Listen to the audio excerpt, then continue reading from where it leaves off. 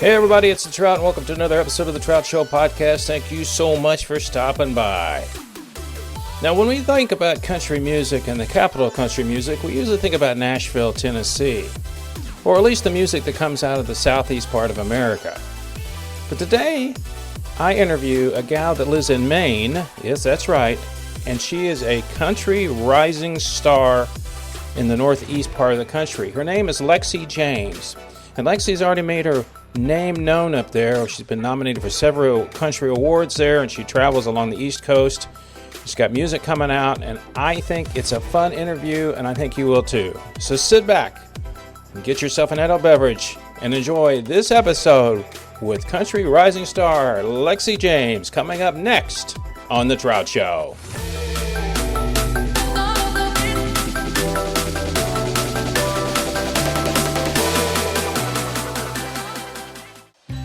Are you concerned about your financial health?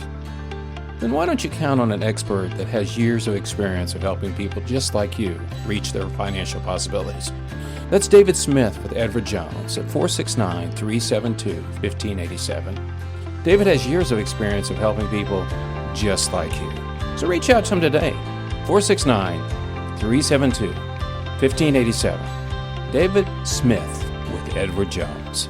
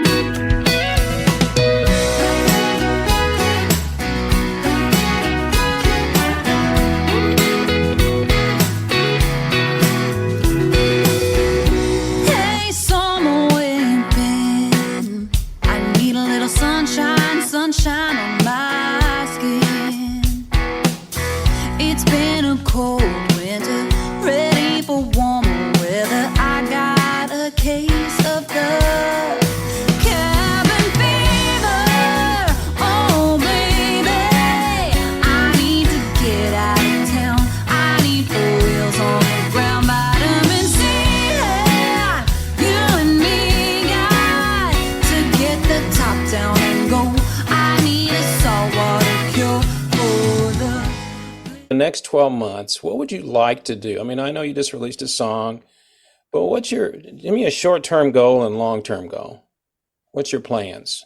Short-term goal. This year, I really want to work on building my social media following because, you know, it's a lot of work and it can be kind of a pain at times trying to juggle writing and performing and doing everything all together. But the social media part of it's so important. And while there are some negative things about technology and social media, it's a great tool for artists, especially for independent artists, to get their music out to people who would never have heard of them otherwise. Right. So the social media is really important to me this year. I want to write as much as I can, and release a few more songs. So just keep trucking, just keep trying to build up the following a little bit and get my name out there. I think one of the things that I think is interesting about you is the fact that where you live is not the country area. Not, but it does tell you, it lends the fact that more people do like country than many people think. Yes. And, everyone thinks you have to be in Nashville or down the South. That's not true. I mean, and that's not true at all. So when I look at you and listen to you, I go, okay, it's probably, I know this sounds funny, it's probably better to be almost a big fish in a little pond for a while than to be a tiny little fish in a giant pond. Yep. One of the things that I see about you is the fact that, and I looked at your touring schedule and all that stuff, you're probably, if you haven't already done it, you probably already got a name in your area along the northeastern coast. But your ultimate goal, I assume, would be to go to Nashville and get a record deal or, do something like that. I assume that's what you want to do. Yeah. Yeah. I mean, and I love that you brought that up because for so long it was like, you can't make it in Nashville if you're not in Nashville. You can't make it living anywhere else. And you're so right. It's like when you move down there, it's like when you go to LA and every waitress is an actor. you know? That's And right. it's the same thing in Nashville. And Yeah. while it helps you to connect with people maybe a little bit more easily because you're around it a lot, you can find more people to write with and collaborate with. Yeah. It's not necessary. I've heard stories about plenty of artists who have lived in Georgia or Florida or Philadelphia who have made it and been discovered through TikTok and YouTube and all of these things. So it's not necessary. And I do think that it's showing that you can build a following regionally is attractive to booking agents and Sure. record labels and all that kind of stuff. But yeah, I mean, ideally, that's one of my big life goals is to be able to tour around the world and get a record deal and all this stuff. And for a while, I got a little bit disillusioned with music because the industry can be tough and Yep. It people eats can people. it eats people. It does. And so I did take a break for, I don't know. I didn't really take a break. I mean, I still performed and everything, but I kind of just wasn't thinking about it as a career for a while. And then after I took a little bit of a break, I just had this realization that I wasn't done with it. I didn't want to be done with it. Music Right. is what feels right to me. So, and it's just something that I've always wanted. And I don't think that with the technology today, being in Nashville, living there is the only way to make it. Tell me a little bit how you got started. I mean, did you play an instrument or are you always a vocalist? How did that all come about? Well, I always loved to sing. Um, I was always that kid who was like putting on concerts for my family. And I just was kind of enamored with the whole idea of it from a really young age. But I didn't start um, like performing and thinking of it in more of a career aspect until actually my stepdad came into the picture. He's been around my whole life, but he's actually the bass player in my band, and he's the one who looked at me and was like, you have talent, because I always just thought of it as something that I loved. I never thought of it as like a career path. Right, My right. mom has always said, I listened to her. I thought she was great, but I always thought that I was just being a biased mom. Like a biased mom just thinks that their kid's great. Yeah. But then my stepdad was like, no, you're really good. You can do this. And if you want help, I'll help you. So he got me into singing with bands that he was in. And then when I graduated from high school, built a band around me, and I took some time off from college and have been pursuing music. And when I think I was like 16, I started learning how to play guitar. So I play a little bit of guitar, but I've always been Well, obviously, yeah, I saw you play. mainly a Yeah, vocalist. yeah, Yeah, yeah. yeah, yeah. So what does your stepfather play? He plays bass. Oh, he plays bass. Okay, I thought that's what you Yeah, said. yeah. Was he a country guy? Did he like country? No, he was for his entire life. He's been like a big blues guy. A lot Oh, of blues, a lot of classic rock, like Southern rock, that type stuff. yeah. And he got into a band with a regional artist up here. I think maybe the early 2000s. He started to get into country. And that was around the same time that my older sister was in high school, and she bought Tim McGraw's Live Like You Were Dying album. And that was the first country album that I listened to top to bottom. And that's when I was kind of like, wow, this is cool. I like this. Were you singing country or doing covers? What were you doing at the time? It was all country covers at that Okay. time. Yep. So you decided that you would go the route of the country than the pop Hmm. side Yeah. because obviously the Tim McGraw thing and all that. Hmm. And that's a learned skill too, because the fact that that's different, Yeah. you Yeah. know. And I think it's funny when I hear people from Sweden, yeah, and then they start singing, "Oj, oj," and you're like, wait a minute, what happened here? But that's just that's just the way it is. Yeah. And Yeah. you're in an area in the country we said earlier that's not a big country place. No, So it's it's not like, yeah, it's becoming more popular here. I mean, over the past, I'd say like 6 to 10 years, it's really becoming a big thing up here. But it's definitely no Nashville. tell me a little bit about the band. Does it have a Mhm. name or is it just Lexi's band? So it's it's Lexi James and Wild Heart. Oh, Wild Heart. Okay, that's kind Yeah, of a cool name. yeah. So we are bass, drums, keyboards, uh, electric guitar, and then another member who's acoustic, electric, and backup vocals, and then Cool. me. So yeah. And do you, I looked at your list. Do you try to perform as much as you can, or just, I mean, Yeah. I don't know the scene up there, whether, I assume there's plenty of places to play, but Yeah. I live in Dallas. It's kind of a big place there's a lot of places to play Yeah. here. Well, the good thing about the part of, like I was saying, the part of Maine that I'm in is that it's that section where Maine, New Hampshire, and Mass all kind of meet. So you can go to Maine, you can go to New Hampshire, you can go to Massachusetts. I mean, you can even go to like Connecticut. It's not super Not that far. far, is it? Oh, yeah.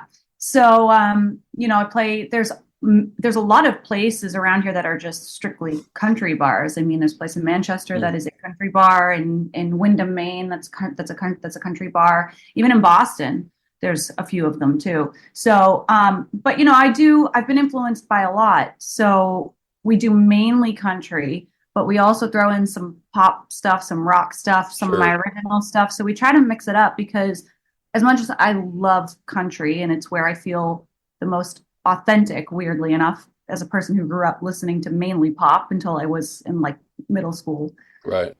I just think that good music is good music. Correct. So yeah, and I think you can play any good song and people will appreciate it. So we try to keep it interesting, I guess you could say. I think what's interesting too, where you live, I never really thought about it. It's so close to everything else. It's kind of like being in the UK. Yeah. You just go here, and then it's like an hour here, and then 2 hours here, Yep. which it makes it kind of a nice.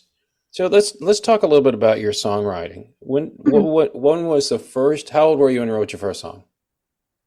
Oh, that's a good question. I think I was probably, I mean, I was kind of jotting down ideas in like a notebook from a young age. But I think when I really tried to write my first song, I was probably like 15, right after I started learning how to play guitar, strumming a few chords.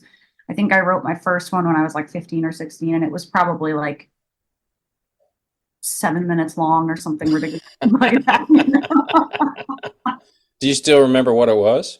You know what? I try to, and I think at that time I was so kind of insecure about myself as a singer and Yeah, as a songwriter that I didn't yeah. record it because I didn't want to hear it. So I kind of remember generally, but I really don't remember it, and it kind of makes me mad that I don't remember exactly what it was. Well, I think probably I know from a personal experience. My mom recorded me on a reel-to-reel tape when I was like 10.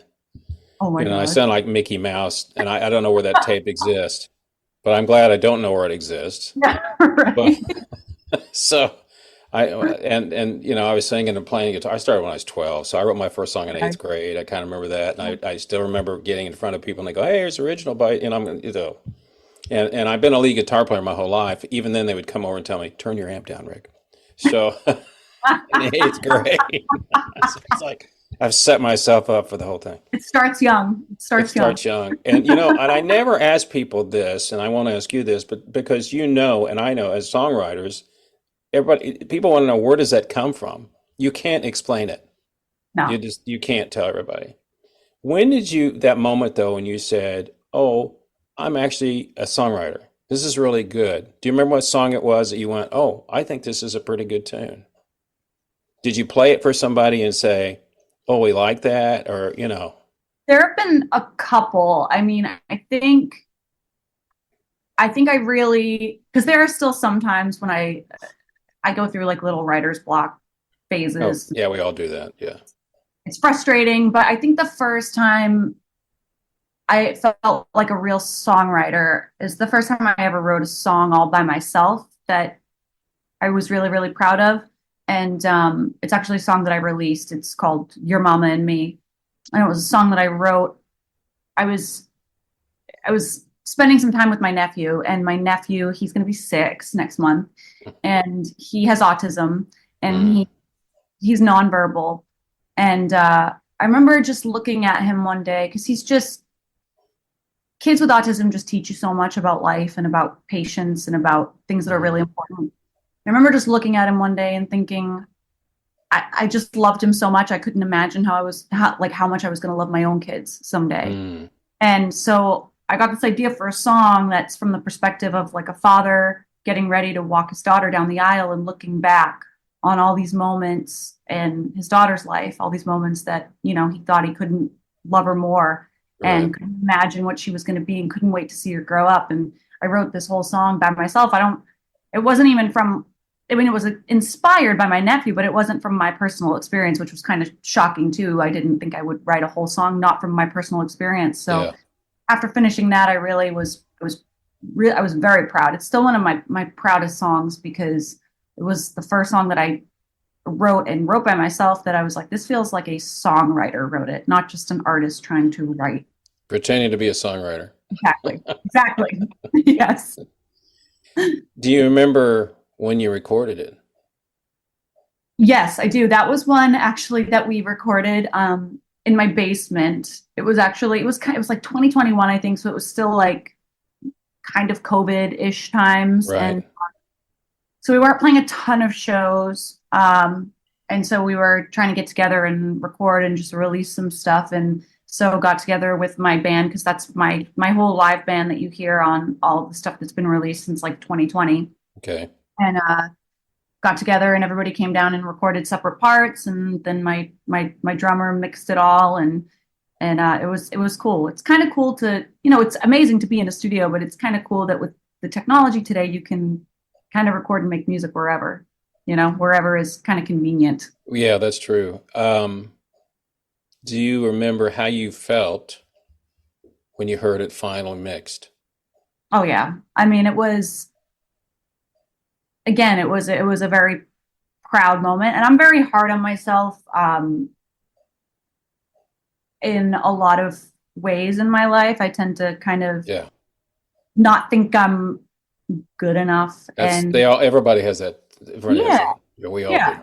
Yeah. And it was one of those rare moments where I listened to it and I was just very proud and you know, felt like I had really grown as not only an artist but a songwriter. So it was a really cool moment. And you know what's interesting about it, as a songwriter myself and recording artist, you can't emulate, you can't tell people what that feels like. Mm-mm. You No. know, it's like I tell people, I said, because it came out of your brain. It Yeah. just, you know, and the next thing people are listening to it, and you're like, how did this all happen? I mean, I sit here and listen to my stuff. I just released a new album and it's all instrumental. And I sit there and I go, where'd this all come from? Yeah. You know, and I wish people could feel that. It's kind of like the same thing I tell people, if you could feel that stage presence that you get from a crowd that loves you. Yeah. And as an artist, you only understand that. But as a songwriter, I'm still amazed at people that I love producing because I, you know, just working with people. But when it's all finished, you're sitting there listening to it. It's like you did when that song came out, and you listen to it, and you're like, I can't really. In one way, aspect, it's almost, I can't believe this is me doing all this, and all these Yeah. people are doing it. Yeah. It's like you can't believe that those ideas came through you and like where did they come from? You know? We're all funnels. Yeah. It's like real life magic in some ways, you It know? is. That's what it And if you feels get like. the really big magic, it's really good. Yeah. Yeah. This song that you just released, Hmm. tell me about that song. So this is a song that I wrote actually a few years ago. I wrote it with this awesome songwriter. His name is Steve Vito. And it was the first time we ever wrote together, which was really cool. And he was like, "Hey, I have this track that I came up with. I think could be pretty cool." And he played it for me, and I was like, "That is really cool." And so we just kind of started humming melodies and talking about ideas, and the song wrote itself pretty easily, which Hmm. you know most songwriters know. Sometimes you go into a songwriting session and it's like pulling teeth. You can't think of anything. Sometimes you Yeah. come up with nothing. Sometimes you don't gel with a person. And especially that first time can be a little awkward. And sometimes it just goes really well. And it just happened to be one of those things that goes really well, that went Right. really well. And, you know, it was at a time when I was writing a lot. So I think I was just kind of collecting all of these songs. And I don't know, it got lost in the shuffle. And then I found it again probably like a year and a half ago. And I was like, oh my gosh, I remember this song, and played it for my band, and everybody loved it. So we decided to just cut that one. It was kind of cool how it came back around. Did you when you do these songs, Mhm. you obviously send to the band and say, here's the song. Mhm. Do you involve from a lot? I'm not talking about the mixing and engineering and all that stuff, but are you pretty much involved with, I'd like to have this here? I mean, can we have a bass guitar here? Or you kind of let the band kind of fill in their parts or whatever? You know what? Something that I've always kind of struggled with is I have kind of general ideas of how I hear things in my head, and sometimes I'm just not great at communicating exactly. So they're really good at being patient with me trying to explain things and trying things, but I'm really lucky to be surrounded by such talented guys, and Hmm. I kind of send it out to them, like an acoustic guitar and a vocal, send it out to them, and everybody kind of comes up with their own parts, and then we get together and we play it, and then everybody's really included. I mean, it's great because there are like no egos in my band either. So somebody could be like, I really don't like that. Can you try something else? And it's like, okay, cool, try something else. So everybody comes up with ideas and kind of spitballs off of each other. My stepdad and my bass player, he's actually our musical director too. So he's really good Right. with getting a good feel and really coming up with cool ideas and helping me to communicate things when I'm having a difficult time kind of explaining things. So it's really a big team effort, which is really, really cool to have those guys to be able to do that. It would be interesting if we could actually take what's in our brain and just kind of lay it out to people. Yes. Yes. That's the hardest thing about it, because you go in and you sit there and go, I hear this and I hear that, and you're like, I can't really tell you.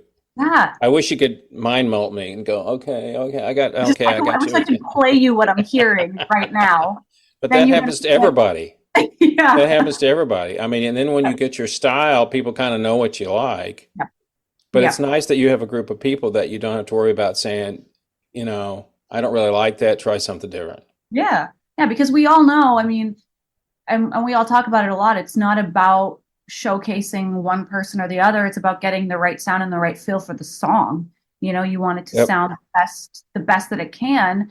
And, it's we're all open to like trying things, which is really cool because, as a lot of us know, some musicians can have very large egos and be very difficult to work What? with. Ooh, No. no, no egos in music. No, no, no, not at all. No, no, no. No. You've worked, according to what I've read about you, you've worked with some or been around some fairly famous people working with them, haven't you? Yes, I mean, I've been really lucky. Probably one of the highlights of music for me so far was I got to open for Charlie Daniels. God And rest him. God rest his soul. I know. And it was this benefit thing that he did in Florida, that he used to do in Florida every December. And I got to be a part of it. And then at the end of the night, he invites all of the opening acts up on stage with him while he does Amazing Grace. Ah, And I was standing next to him, and just standing up there, I was like, I'm standing on stage with Charlie Daniels, which is insane. But then he leaned over to me. I have a video of this too. It's so funny. He leans over to me and he goes, do you know this song? I said, I know the first verse. And he goes, sing it. And I was like, yes, sir. oh wow. He So, just leaned right into you, didn't he? yeah. And so I got to sing on stage with Charlie Daniels, which was one of the coolest moments of my life, for sure. I think his belt buckle showed up before he did, didn't it? His belt buckle came in and then he was behind. But he was such a nice guy. He was so nice, and he put on such an incredible show.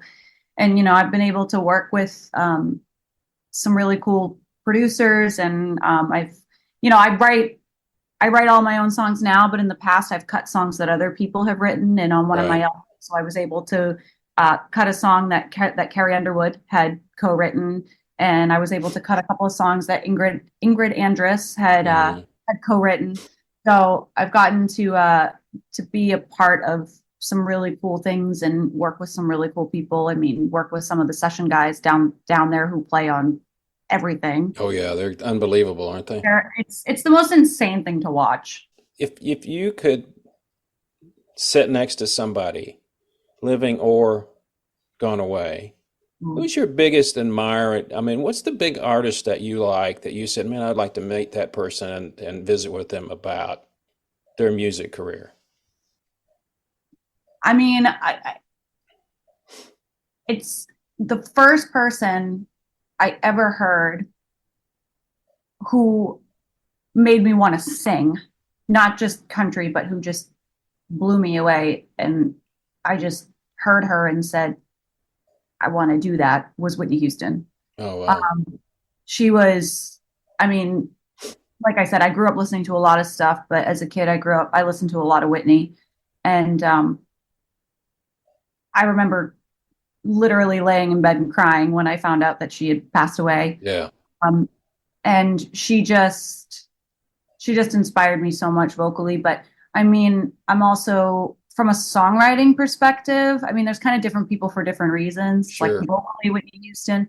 From a songwriting perspective, I don't know, maybe probably like Hillary Lindsey. I mean, she's about to be inducted into the Songwriters Hall of Fame, and she's just unreal. Um, from an artistry perspective, I love Keith Urban. Mm. Um, and Carrie Underwood. I think they're so great. So there's a bunch of different people for different reasons. It's So hard who to. would you like to have on? Who would you like to bring up on stage and perform with you? Would it be Keith? It would be Keith for sure.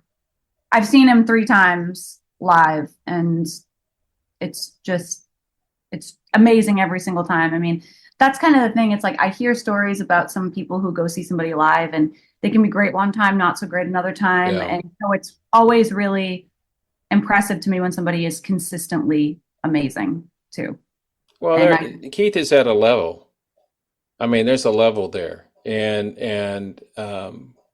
you know, they have to perform at a level because Mhm. one bad show, and you talk about getting on social media, Yeah, everybody be on social media. yep, Oh, I saw him, he sucked last night, yeah, or he was out of tune or something. They can't yep. afford to do that. And and Which is and it's go ahead. wild. It's just wild because we're all human, so we all have off nights or Sure you make do. mistakes, and that's Yeah. kind of the whole negative part of technology and in social media. It's like you make one mistake, and all of a sudden, it's like you're terrible, you failed. Like one bad show, he's done, and it's like Yeah. it's just wild. But yeah, Well, he's no, amazing. you're right. Everybody's human, and that's the thing about it. Because when I talk to people at tour all the time, it's brutal. I mean, they love it, but it's still a lot of work. So you have your tour set up for this year. Hmm. Somebody still has to make all the arrangements, Oh yeah, oh yeah, yep. and you're the artist that they're coming to see, and you're the one that goes, okay, where are we having breakfast? What do we eat? It's And like, when's sound check? We got to go. exactly, and it's even more simpler. Like even simpler than that is like, I mean, we're including me, there's 6 of us in the band, and we're not a big production by any means. And No, it but can still, still take a couple of hours to set up and get everything going. And I think people don't, think you just go up and plug in and play, and it's not, it's much more involved that's in than people computers. realize. Plug and play is in computers, not Yeah, not when you play out. exactly. And that wears on you after a while. Oh yeah. And but if things go the way they're supposed to, as soon as you hit that first note and people go whatever they do, then you're like, okay, I'm ready to go again. Yeah. Yeah. And that's the thing. It's like, I pride myself on being very authentic, and I don't think of myself as um having like an alter ego on stage. I know some people do, and I get Hmm. it because it's a very different world up there. Hmm. It's very strange because in some ways I feel more like myself on stage. It's almost like I feel like it's the place where I can be the most authentic, and it's the place where I'm most confident. and it's a place where I have the most fun. So as much as I love writing and recording and everything and all the pieces of it that go along with it, being on stage and performing is my absolute favorite part of the entire music section of my life. And you know, and that's some people like that, and some people don't want to do that. Yeah, You know, and I think what you preference for said, sure. there is a moment though that you have to turn it on. Yeah, I mean, it's almost like a switch that has to come yeah, on. yep, And it's like, you know, I used to tell my band, I said, okay, let's go rock and roll. That's it. yep, Let's go. Because there's yep, that moment and you just got to hit the first note. But I yep. think that's cool that you enjoy performing because that really, even though I know you enjoy writing and songwriting and recording, Hmm. you get off on the crowd, Yeah. which that's what most people that I talk to that are very successful, that's what they do. Hmm. They want to just perform. The Yep. writing the songs, going to the studio is important. You got to do that. But and that's how you pick up fans. And I think those people that relate with their fans there come in because every time you go to a new town, you're trying to get new people. Yeah. Yeah. When you do an out of town gig, Hmm. do you notice? I'm just curious. Do you notice your fan base on Instagram and some of the other? What are you on? You're on TikTok, I assume, and Oh yeah. Instagram. Yep. Do you see that start going this way? People start Yeah. Yeah. following you? I mean, it depends on the show. And sometimes, some shows there are more people than others. Sure. And so, sometimes I gain a few people and sometimes it's a lot more than that. But you definitely see that after shows, which is really cool because it's that confirmation of like, okay, I got out there and I did a good job and I had people interested enough that they wanted to continue to follow me instead of just stand here and listen to this show and then move on to the next thing in their life. So that's a really cool moment to go on there and see other followers kind of build up. Well, and they usually tell other people. When people go and you look the next day, you're going, okay, how many's doing this? Oh, look, I got a few more followers. Yeah, I don't care if it's two, you're going like, I got two more that I didn't have. exactly. You build a fan base one person at a time, you know? And I think people look too much at numbers and the millions and the tens of millions. And it's like, yes, that's important. And you have to have you have to be in a certain range to be, considered, I don't want to say successful, but, Right. to make a living out of it and to be considered for things like labels and booking agents and all that kind of stuff. But it all comes down to it's one person at a time. Your group gets bigger, in other words, people that like you. It's Mhm. because of the talent. And of course, that boosts your drive to do even more Yes. Yes. because that's what we do it for. And most people that I've talked to would probably, if they could make ends meet, they would just play anyway because they love performing, which is Yeah. exactly what you said. Yeah. Yeah. Yep. I think, I'm currently in school right now. I'm going to school for psychology. Music is my number one, but I had an opportunity to go back to school and I was like, you know what? Why not? I've always been interested in psychology. And it is a fascinating field and I love it. But if it ever came down to me getting a career in the psych field, I wouldn't ever stop performing because it's so therapeutic. And like I said, I mean, I feel the most like myself when I'm on stage, when I'm doing anything musical, when I'm out performing, is when I feel the most like me. So I don't think, even if music didn't become my career or I didn't make it big or whatever you want to call it, I don't think I'd ever stop just because I don't think I could. I don't think it's No, in. you won't. And I have to ask this, how do you feel about that? You're a psychology major. How do you feel about that? Yes. But I think the thing about it is there's nothing wrong with that, Hmm. being able to do both. Yep. So how long will it be before you finish that up?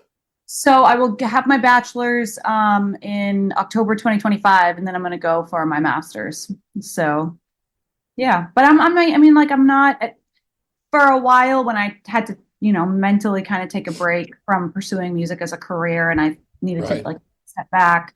I was very driven to finish my degree in psychology as quickly as I could. But now I'm kind of like, I love music. That's really what I want to do.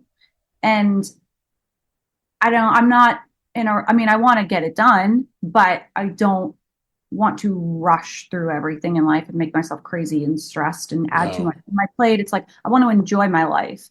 And school's great. I feel not overwhelmed by it, which is great. And it gives me time to focus on music and do all of those things that I want to do. So I have a good balance of it right now, and I don't want to disrupt that. What So would you like to do with your psychology degree? I've been kind of thinking about it lately, been trying to figure out exactly what I want to do, but I'm thinking some sort of like clinical counselor, licensed clinical counselor, something along those lines, but kind of still exploring all the different options. Did the autistic nephew or whoever it was have something to do with that? That you'd want to help with kids? You know what? I don't think I could. I love kids, but I don't think I could do kids. I think I it would, understand. I think it takes a special type of person for that. Oh yeah. Especially, I think I'm too close to the whole autism and kids with disabilities thing because my niece and my nephew both have autism actually. And it hits a little bit too close to home. Yeah. So I think I'd want to do something a little bit different than that. You'd rather deal with other crazy people. They're not Yes. crazy, but people that are crazy. Yes. Well, we're all a little crazy. That's true. Well, I just want to tell you, is there something I didn't ask that you want to tell people? Just check out my socials. I mean, you can hit my website at lexijamesmusic.com. You can get to my Instagram, Facebook, Twitter, X, TikTok, all the things from there. Do you have the So, same handle in X and all those people? Is it the same? OMG? so Which I think is a cool name, by the way. thank you. It's kind of a joke from my brother because my brother for a while got into a habit of when he was at my shows would go, "Oh my God, it's Lexi James." So that's where that came from. I think it's the same on TikTok and Instagram. I think it's different. I think X is maybe Lexi James Music, but I'll you can look get it to up. it all from my website too. I have it Yeah. all there. Okay. Well, this has been a real pleasure. I enjoy talking to people like you. I love to see the talent come out and, you know, never know what's going to happen next. Exactly. Fingers crossed.